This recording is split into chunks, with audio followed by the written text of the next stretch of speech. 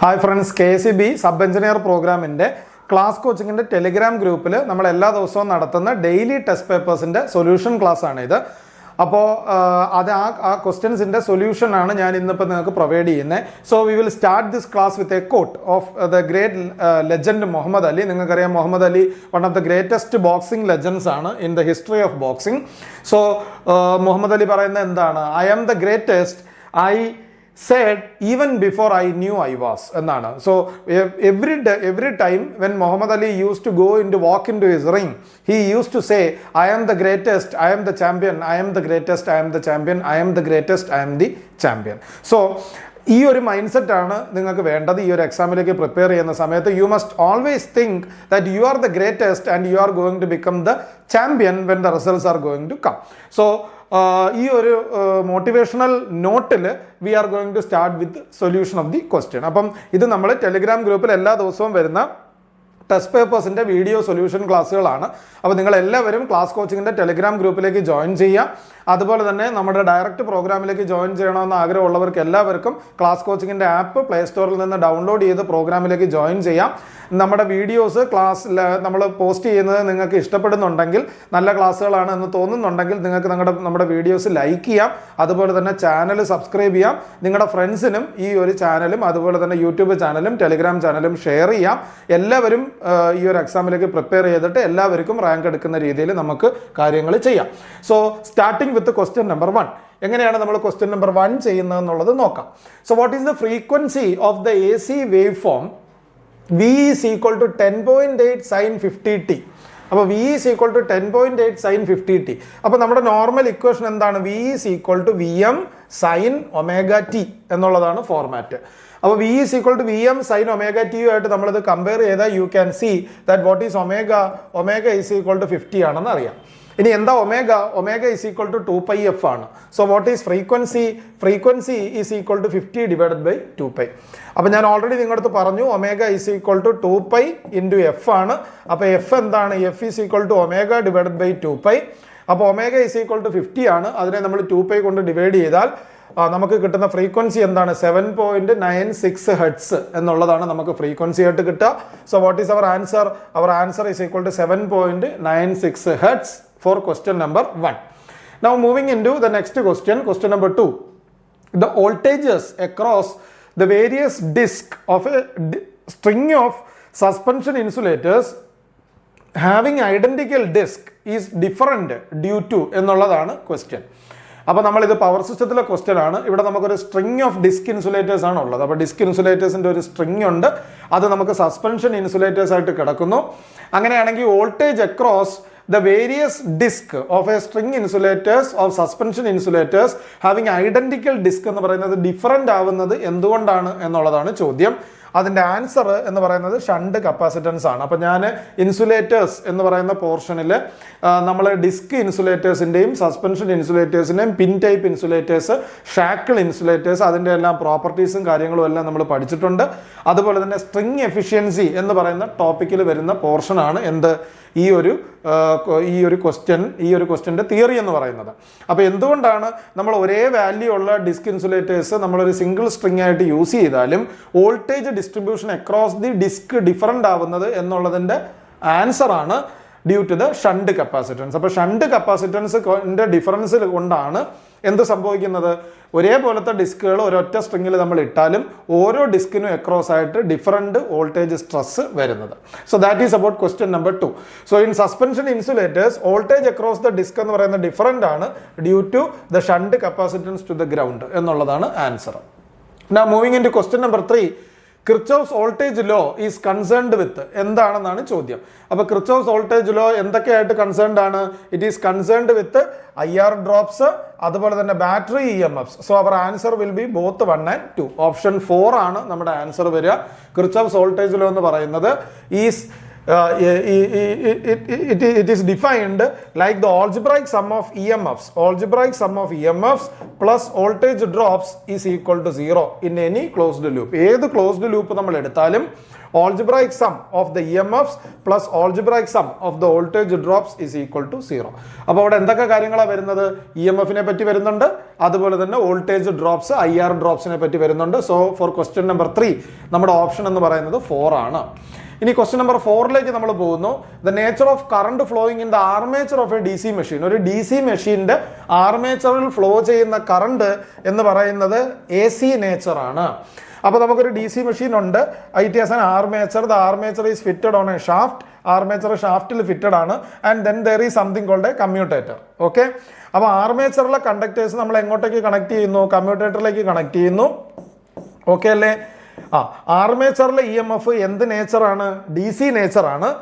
Then the EMF is collected into the commutator and the commutator plus the brush assembly. കമ്മ്യൂട്ടേറ്ററും അതിന്റെ brush അസംബ്ലിയും കൂടി എന്തായിട്ട് act ചെയ്യുന്നു? It acts as a mechanical rectifier. Mechanical rectifier ആയിട്ട് act ചെയ്യുന്നു.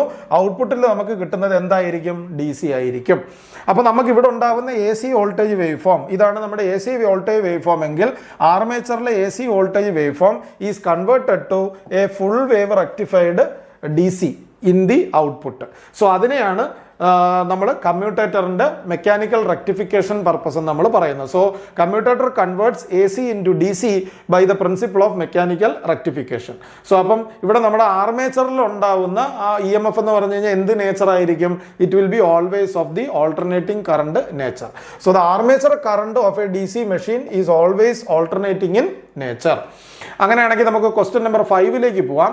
What is the reciprocal of reactance എന്നുള്ളതാണ് ചോദ്യം. അപ്പോൾ reactance എന്ന് പറഞ്ഞാൽ എന്താണ്? X ആണ് അല്ലേ? അപ്പോൾ X എന്ന് പറഞ്ഞാൽ എന്തിന്റെ പാർട്ടാണ്? R+jX ആണ്. Z is equal to R+jX ആണ്. ഇതിനെ നമ്മൾ എന്തെന്ന് പറയുന്നു? ഇംപിഡൻസ് എന്ന് പറയുന്നു. ഇതിനെ നമ്മൾ റെസിസ്റ്റൻസ് എന്ന് പറയുന്നു. ഇതിനെയാണ് നമ്മൾ റിയാക്ടൻസ് എന്ന് പറയുന്നത് അല്ലേ? അപ്പോൾ ഇതിന്റെ നെറ്റ് ഇൻവേർഷൻ എന്ന് പറയുന്നത് എന്താണ്? 1/Z is equal to Y അല്ലേ? Y is equal to G+JB ആണ് അല്ലേ? Y is equal to G+JB എന്നുള്ളതാണ് ഇതിന്റെ നെറ്റ് ഇൻവേർഷൻ. ഇതിനെ നമ്മൾ 1/, അടിച്ചാൽ നമുക്ക് കിട്ടുക Y ആണ്. അപ്പോൾ Y എന്താണ്? Y എന്ന് പറയുന്നത് അഡ്മിറ്റൻസ് ആണ്. അതുപോലെ തന്നെ G എന്ന് പറയുന്നത് എന്താണ്? 1/R ആണ്. അതിനെ നമ്മൾ കണ്ടക്ടൻസ് എന്ന് പറയുന്നു. റെസിപ്രോക്കൽ ഓഫ് റിയാക്ടൻസിനെ നമ്മൾ സസെപ്റ്റൻസ് എന്ന് പറയുന്നു അല്ലേ? JB എന്ന് പറഞ്ഞാൽ B എന്ന് പറയുന്ന സസെപ്റ്റൻസ് ആണ്. So for question number 1 we will go with option 1 which is equal to susceptance അല്ലേ? സോ അപ്പോൾ Z is equal to R+jX, Y is equal to G+JB, impedance, resistance and reactance, admittance, conductance and susceptance. അപ്പോൾ ഈ ഒരു ഒറ്റ question കൊണ്ട് നിങ്ങൾക്ക് ഇത്രയും കാര്യങ്ങൾ പഠിക്കാൻ പറ്റും. അപ്പോൾ ഇതിനകത്ത് ഏത് എലമെന്റ് ചോദിച്ചാലും നിങ്ങളത് ആൻസർ എഴുതിക്കോണം. So what is the reciprocal of reactance? The reciprocal of reactance is susceptance. അപ്പോൾ അതുകൊണ്ട് റെസിപ്രോക്കൽ ഓഫ് റിയാക്ടൻസ് എന്ന് പറയുന്നത് സസെപ്റ്റൻസ് ആണ്. And our option is option 1. Now moving in to next question which is question number 6. What is the unit of susceptance എന്നുള്ളതാണ് ചോദ്യം. അപ്പോൾ susceptance നമ്മളിപ്പോൾ പറഞ്ഞു. എന്താണ് susceptance? Y is equal to G+JBയിലെ ബിയിനെയാണ് നമ്മൾ എന്തെന്ന് പറയുന്നത്? സസെപ്റ്റൻസ് എന്ന് പറയുന്നത്. So Y is equal to G+JBയിലെ ബിയിനെയാണ് നമ്മൾ സസെപ്റ്റൻസ് എന്ന് പറയുന്നത്. അതിൻ്റെ യൂണിറ്റ് എന്താണ്? അതിൻ്റെ യൂണിറ്റ് എന്ന് പറയുന്നത് സീമെൻസ് ആണ്. യൂണിറ്റ് എന്ന് പറയുന്നത് സീമെൻസ് ആണ്. അപ്പം നിങ്ങൾ ചോദിക്കും സീമെൻസും മോയും തമ്മിലുള്ള ഡിഫറൻസ് എന്താണെന്ന്. സംടൈംസ് നിങ്ങൾ ചോദിക്കും. നിങ്ങൾ ചോദിച്ചില്ലെങ്കിൽ ഞാനത് പറയുകയാണ്. സീമെൻസും മോയും തമ്മിലുള്ള വ്യത്യാസം എന്താണ്? സീമെൻസും മോയും ഒന്ന് തന്നെയാണ്. പക്ഷേ മോ എന്ന് പറയുന്നത് ഇന്റർനാഷണലി അക്സെപ്റ്റഡ് യൂണിറ്റ് അല്ല. ഇന്റർനാഷണലി അക്സെപ്റ്റഡ് യൂണിറ്റ് എന്ന് പറയുന്നത് സീമെൻസ് ആണ്. അപ്പോൾ അതുകൊണ്ട് ഓൾദോ സീമെൻസ് ആൻഡ് മോ both are the same, V will go with answer of standard SI answer of siemens. അപ്പോൾ SI യൂണിറ്റ്സിൽ റെക്കഗ്നൈസ് ചെയ്തിരിക്കുന്ന യൂണിറ്റ് എന്ന് പറയുന്നത് സീമെൻസ് ആണ്. അതുകൊണ്ട് നമ്മൾ മോയിനെ ഒഴിവാക്കും. പക്ഷെ മിക്ക കുട്ടികളും മോ ആൻസർ ചെയ്യും. കാര്യം എന്ന് വെച്ച് കഴിഞ്ഞാൽ ഓമും മോയും ആണ് പലർക്കും ഫെമിലിയർ. അപ്പോൾ അതുകൊണ്ട് പല കുട്ടികളും മോ ആൻസർ ചെയ്യും. പക്ഷെ നമ്മുടെ ആൻസർ എന്ന് പറയുന്നത് ആക്ച്വലി സീമെൻസ് ആണ്. അപ്പം 1/, റിയാക്ടൻസ് ആണ്. ആൻസർ 1 ആണ്. അതെന്ന് പറയുന്നത് എന്താണ്? ആൻസർ 1 എന്ന് പറയുന്നത് സീമെൻസ് ആണ്. അപ്പോൾ എന്തുകൊണ്ടാണ് നമ്മൾ സീമെൻസ് എടുക്കുന്നത്? കാര്യം ഓം എന്ന് പറയുന്നത് യൂണിവേഴ്സലി അക്സെപ്റ്റഡ് ആണ്. അത് ലോർഡ് കെൽവിൻ ആണ് കൊണ്ടുവന്നത്. പക്ഷേ നമ്മുടെ മോ എന്ന് പറയുന്നത് യൂണിവേഴ്സലി അക്സെപ്റ്റഡ് അല്ല. സോ SI ടേം സീമൻസ് ആണ് is used universally in science and often in electrical applications while mho is still used in some electronic കോണ്ടെക്സ്റ്റുകളിൽ മാത്രമേ എന്ത് യൂസ് ചെയ്യുന്നുള്ളൂ, മോ യൂസ് ചെയ്യുന്നുള്ളൂ. സോ മോ എന്ന് പറയുന്നത് an unaccepted special name for an SI unit ആണ്. അപ്പോൾ അതുകൊണ്ട് according to the NIST guide for the use of international system of unit it refers to mho as an unaccepted name. അപ്പോൾ അതുകൊണ്ട് തന്നെ നമ്മൾ എന്താണ് യൂസ് ചെയ്യുന്നത്, നമ്മൾ യൂസ് ചെയ്യുന്നത് ദ യൂണിറ്റ് സീമൻസ് ആണ് നമ്മൾ SI യൂണിറ്റ് ആയിട്ട് അഡോപ്റ്റ് ചെയ്തിരിക്കുന്നത്. അപ്പോൾ അതുകൊണ്ട് V will go with the word Siemens. അപ്പോൾ ഇത് ഞാൻ ഓൾറെഡി നിങ്ങളുടെ അടുത്ത് പറഞ്ഞതാണ്. G+JB ആണ് Y. അപ്പോൾ അത് Y എന്ന് പറഞ്ഞാൽ 1/Z ആണ്, B എന്ന് പറയുന്നത് 1/X ആണ്, G എന്ന് പറയുന്നത് 1/R ആണ്. ഇതിൻ്റെ എല്ലാ യൂണിറ്റ്സ് എന്താണ്, സീമൻസ് ആണ്. അപ്പം വൈയുടെ യൂണിറ്റും സീമനാണ്, ബിയുടെ യൂണിറ്റും സീമനാണ്, ജിയുടെ യൂണിറ്റും സീമനാണ്. അപ്പം എല്ലാത്തിനും ഇതിനൊപ്പം മാറിയും തിരിഞ്ഞും വേറെ എന്ത് ചോദിച്ചാലും നിങ്ങൾ അതിൻ്റെ ആൻസർ എന്തായിട്ട് തന്നെ എഴുതിക്കോണം, സീമൻസ് ആയിട്ട് തന്നെ എഴുതിക്കോണം. അപ്പോൾ ഇത് നമ്മൾ ഓൾറെഡി പറഞ്ഞതാണ്. 1 mho is exactly equal to 1 siemens. But officially നമ്മുടെ യൂണിറ്റ് എന്ന് പറയുന്നത് സീമനാണ്. മോനെ നമ്മൾ ലോഡ് കെൽവിനാണ് മോ എന്ന് പറയുന്ന ഒരു വേർഡ് യൂസ് ചെയ്തത്, പക്ഷേ നമ്മളത് ഇന്റർനാഷണലി അക്സെപ്റ്റഡ് ആയിട്ട് യൂസ് ചെയ്യുന്നില്ല. അപ്പോൾ ഇനി moving in to the next question which is question number 7. അപ്പോൾ in thermal power plants the pressure in the working cycle is developed by എന്നുള്ളതാണ് ചോദ്യം. എന്ത് യൂസ് ചെയ്തിട്ടാണ് നമ്മൾ pressure in the working cycle develop ചെയ്യുന്നത്? കണ്ടൻസർ വഴിയാണോ, superheater വഴിയാണോ, feed water pump വഴിയാണോ, ടർബൈൻ വഴിയാണോ എന്നുള്ളതാണ് ചോദ്യം. നമ്മുടെ ആൻസർ എന്ന് പറയുന്നത് ഫീഡ് വാട്ടർ പമ്പാണ്. ഈ പമ്പാണ് ആ ഒരു വർക്കിംഗ് പ്രഷർ ആ ഒരു ഫ്ലൂയിഡിൽ ക്രിയേറ്റ് ചെയ്യുന്നത്. അപ്പോൾ കണ്ടൻസർ ഉണ്ട്, സൂപ്പർ ഹീറ്റർ ഉണ്ട്, ടർബൈൻ ഉണ്ട്. ഇതെല്ലാം സ്പെഷ്യൽ പർപ്പസസ് ആണ്. എൻ്റെ ബേസിക് ഇലക്ട്രിക്കലിൻ്റെ ക്ലാസ്സിലല്ല, പവർ ജനറേഷൻ, ട്രാൻസ്മിഷൻ ആൻഡ് ഡിസ്ട്രിബ്യൂഷൻ്റെ ക്ലാസ്സിൽ പവർ ജനറേഷനിൽ സ്റ്റീം പവർ പ്ലാന്റ്സിനെ പറ്റി, തെർമൽ പവർ പ്ലാന്റ്സിനെ പറ്റി, including Kudankulam nuclear power plant ആണ്. നമ്മൾ തെർമൽ പവർ പ്ലാന്റ്സ് NTPC ഉൾപ്പെടെയുള്ള തെർമൽ പവർ പ്ലാന്റ്സിനെ പറ്റി നമ്മൾ തിയറി ടോപ്പിക്കുകളിൽ പഠിക്കുന്നുണ്ട്. അപ്പോൾ അവിടെ ഞാൻ കണ്ടൻസറിൻ്റെ വർക്ക് എന്താണെന്നും, സൂപ്പർ ഹീറ്ററിൻ്റെ വർക്ക് എന്താണെന്നും, അതുപോലെ തന്നെ ഫീഡ് വാട്ടർ പമ്പിൻ്റെ വർക്ക് എന്താണെന്നും, ടർബൈൻ്റെ വർക്ക് എന്താണെന്നും എല്ലാം വിശദമായിട്ട് പറയുന്നുണ്ട്. അപ്പോൾ നിങ്ങൾ അത് പോയിട്ട് ആ വീഡിയോസ് ഒന്നുകൂടെ കാണുക, എന്തെങ്കിലും ഡൗട്ട് ഉണ്ടെങ്കിൽ. ഇനി moving in to question number 8. Superposition theorem is not applicable for. അപ്പോൾ നെറ്റ്വർക്ക് തിയറംസിൻ്റെ ക്വസ്റ്റ്യൻ ആണ്.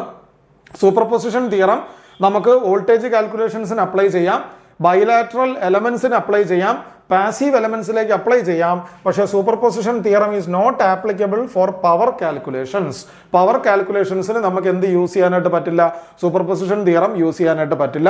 അപ്പം നിങ്ങൾ എൻ്റെ നെറ്റ്വർക്ക് തിയറംസിൻ്റെ ക്ലാസ്സുകൾ പോയി പഠിക്കണം. അവിടെ നമ്മൾ ഏതൊക്കെ തിയറംസിനെ പറ്റി പഠിക്കുന്നുണ്ട്? തെവനിൻസ് തിയറത്തിനെ പറ്റി പഠിക്കുന്നുണ്ട്, നോർട്ടൺസ് തിയറത്തിനെ പറ്റി പഠിക്കുന്നുണ്ട്, റെസിപ്രോസിറ്റി തിയറത്തിനെ പറ്റി പഠിക്കുന്നുണ്ട്, സൂപ്പർപൊസിഷൻ തിയറത്തിനെ പറ്റി പഠിക്കുന്നുണ്ട്, അതുപോലെ തന്നെ സോഴ്സ് ട്രാൻസ്ഫോർമേഷൻ നമ്മൾ പഠിക്കുന്നുണ്ട്.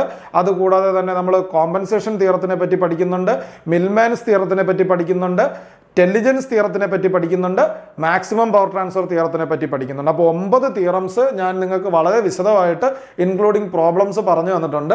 അപ്പോൾ അത് അത്രയും കാര്യങ്ങൾ അറിയാവുന്ന നിങ്ങളെ സംബന്ധിച്ച് ഈ ക്വസ്റ്റ്യനൊക്കെ വെറുതെ നിങ്ങൾക്ക് ആൻസർ ചെയ്തിട്ട് മുന്നോട്ട് പോകാവുന്നതേ ഉള്ളൂ. So now moving in to question number 9. Question number 9ലേക്ക് പോകുന്നു. Kirchhoff's current law is applicable to only. എവിടേക്ക് നമുക്ക് കിർച്ചോഫ്സ് വോൾട്ടേജ് ലോ അപ്ലൈ ചെയ്യാവുന്നതാണ്? Kirchhoff's voltage law is applicable to junctions in a network. അപ്പോൾ കിർച്ചോഫ്സ് വോൾട്ടേജ് ലോ എന്താ define ചെയ്തിരിക്കുന്നത്? Kirchhoff's voltage law states that in any junction, at any junction the algebraic sum of the currents meeting at a junction is equal to 0 എന്നാണ് പറയുന്നത്. അല്ലെങ്കിൽ നമുക്ക് എന്ത് പറയാം? the algebraic sum of currents entering a junction equals algebraic sum of currents leaving a junction എന്ന് നമുക്ക് പറയാം. അപ്പം the net algebraic sum of currents meeting at a junction is equal to 0 എന്നാണ് ആര് പറയുന്നത്? നമ്മുടെ കിർച്ചോഫ്സ് ലോ പറയുന്നത്. അപ്പോൾ അതുകൊണ്ട് Kirchhoff's current law is applicable only to junctions in a network. Now moving into question number 10. Question number 10ലേക്ക് പോകാം. Electrostatic type instruments are primarily used as. അപ്പോൾ ഇവിടെ നിങ്ങൾ പ്രിൻസിപ്പിൾ നോക്കണം. ഇലക്ട്രോസ്റ്റാറ്റിക് ആണ്. ഇലക്ട്രോസ്റ്റാറ്റിക് ടൈപ്പ് ഇൻസ്ട്രുമെന്റ്സ് പ്രൈമർലി നമ്മൾ എന്തായിട്ട് use ചെയ്യുന്നു? They are used as voltmeters. So option number 4. Electrostatic type instruments പ്രധാനമായിട്ടും ഏത് കാറ്റഗറിയിലാണ് യൂസ് ചെയ്യുന്നത്? Their primary function is to work as voltmeters. So for question number 10 we will go with option 4. Now moving into question number 11. For heating and lighting purpose, AC is better than DC, DC is better than AC, both are equally good for the same RMS value. So option 3 ആണ് നമ്മുടെ answer. AC ആണെങ്കിലും DC ആണെങ്കിലും they are having the same RMS value. അപ്പോൾ same RMS വാല്യൂലാണ് നമ്മൾ consider ചെയ്യുന്നത് എങ്കിൽ both AC and DC are equally good. There is no difference between AC and DC. അപ്പോൾ AC യുടെ equivalent RMS value ആണ് അതിൻ്റെ DC component എന്ന് പറയുന്നത്. So when you are converting an AC quantity into its equivalent RMS quantity, then it becomes equal to or equivalent to the respective DC component. അപ്പോൾ അതുകൊണ്ട് DC ആണെങ്കിലും AC ആണെങ്കിലും നമ്മൾ same RMS വാല്യൂലാണ് consider ചെയ്യുന്നതെങ്കിൽ both of them are equally good. So for question number 11 we will go with option 3.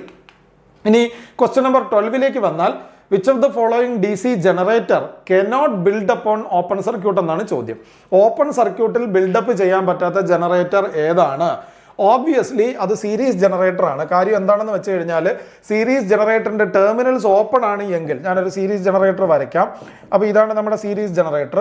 അപ്പോൾ ഈ series ജനറേറ്ററിന്റെ terminals ഇവിടെ ഓപ്പൺ ആണ് എങ്കിൽ there is no current flow through the winding. നമ്മുടെ ഫീൽഡ് വൈൻഡിങ്ങിൽ കൂടെ എന്തില്ല? ഒരു കറണ്ട് ഫ്ലോ ഇല്ല. അപ്പോൾ ഫീൽഡ് വൈൻഡിങ് കറണ്ട് ഫ്ലോ ഇല്ലെങ്കിൽ പിന്നെ ബേസിക് പ്രിൻസിപ്പിൾ തന്നെ വർക്കൗട്ട് ആവില്ല. അപ്പോൾ പിന്നെ എങ്ങനെയാണ് അത് വോൾട്ടേജ് ബിൽഡപ്പ് ചെയ്യുന്നത്? അപ്പം the basic principle it self fails if A series generator is open circuited. അപ്പോൾ ഒരു സീരീസ് ജനറേറ്റർ ഓപ്പൺ സർക്യൂട്ടഡ് ആണെങ്കിൽ ഇത് നമ്മുടെ ആർമേച്ചർ ആണ്. Armature having A resistance RA and it generates an armature current IA.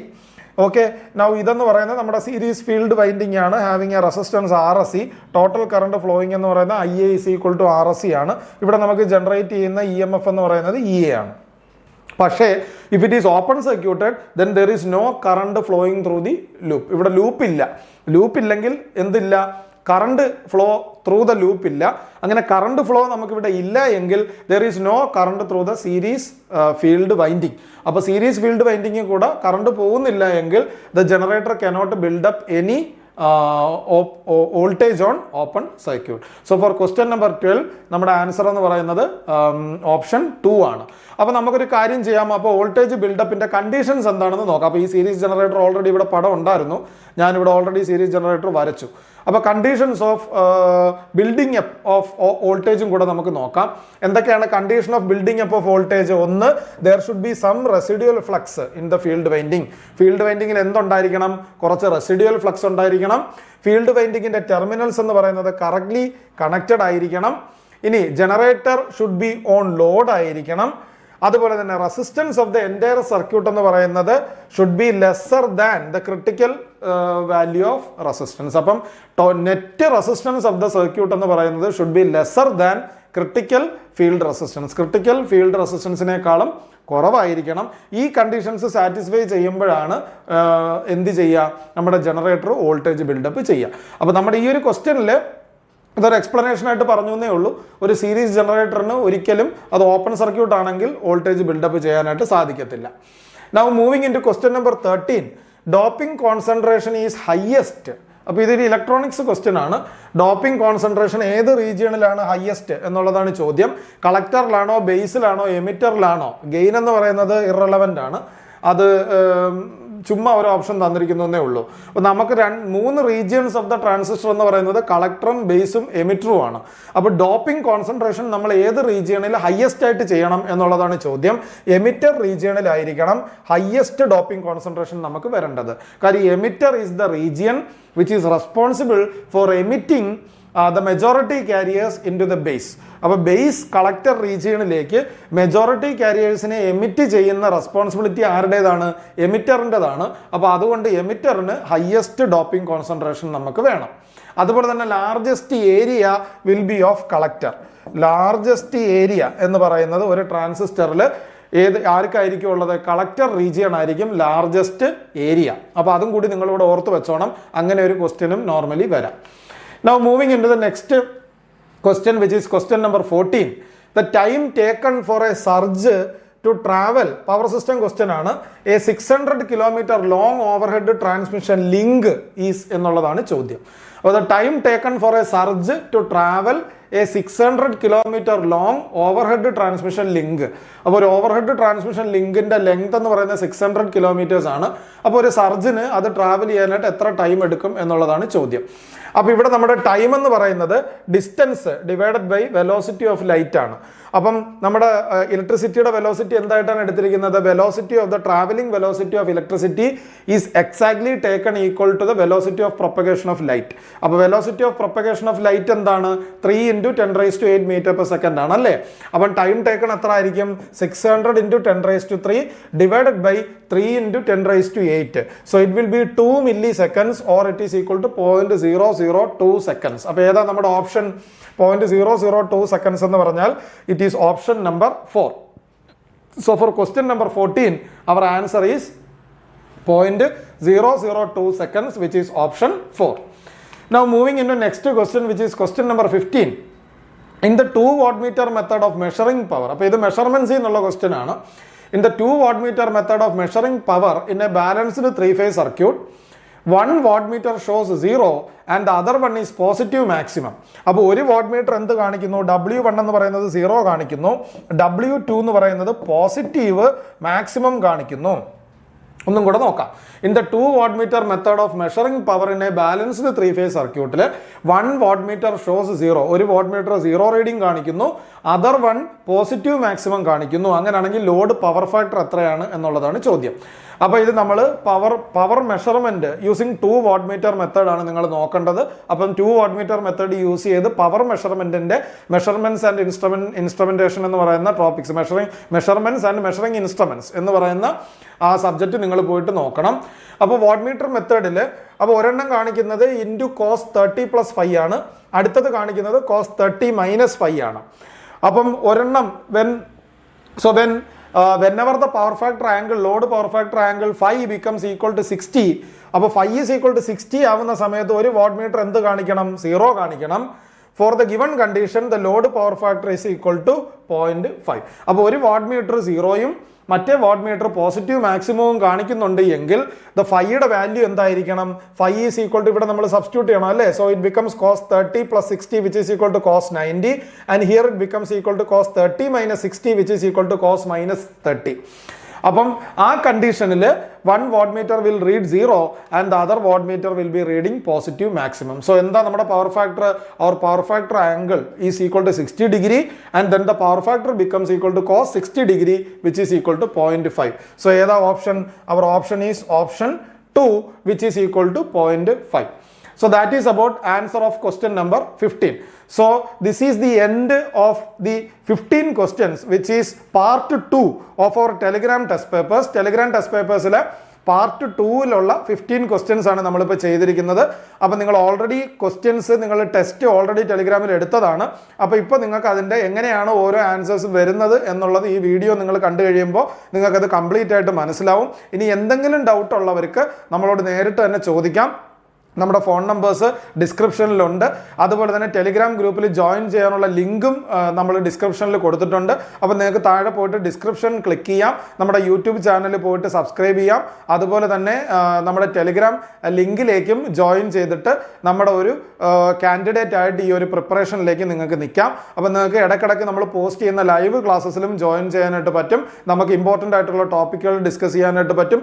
ഒരുപാട് large number of questions നമുക്ക് ചെയ്യാനായിട്ട് പറ്റും. നമ്മുടെ ഫുൾ പ്രോഗ്രാമിലേക്ക് കയറാനാണെങ്കിൽ you can download the class coaching app directly from Play Store and join into this program. So I welcome all of you to come into this program and prepare as the best set of candidates. നമുക്ക് ആദ്യത്തെ 100 റാങ്ക്സിനകത്ത് കയറണം, എന്നാലാണ് നമുക്ക് ഈ ജോലി first set of അബ്സോർപ്ഷനിൽ എടുക്കാനായിട്ട് പറ്റുക. So for this examination and also for all the upcoming examinations, start your preparations right from today. So thank you all for listening into this class.